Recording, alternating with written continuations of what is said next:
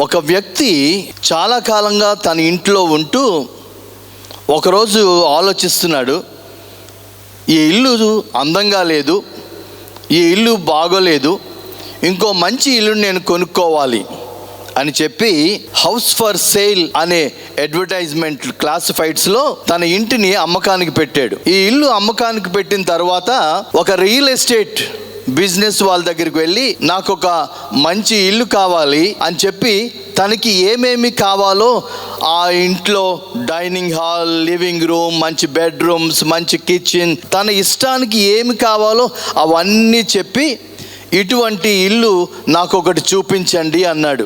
ఆ real estate వ్యక్తి చాలా ఇల్లులు చూపిస్తున్నాడు. చాలా ఇల్లులు చూపిస్తూ ఉంటే ఆఖరికి ఒక ఇల్లు ఈ యొక్క వ్యక్తికి నచ్చింది. ఒక ఇల్లు నచ్చి ఈ ఇల్లు నాకు కావాలి. ఆ రియల్ ఎస్టేట్ వ్యక్తి అంటాడు, అయ్యా ఇది మీరు ఆల్రెడీ నివసిస్తున్న ఆ ఇల్లే. ఈరోజు మానవునికి తృప్తి కావాలి. ఈరోజు మనిషి తృప్తి లేని జీవితం జీవిస్తున్నారు. కానీ దేవుడు మనకిచ్చిన దాంట్లో నువ్వు ఆనందించినప్పుడు నువ్వు తప్పగా తృప్తి పడగలవు.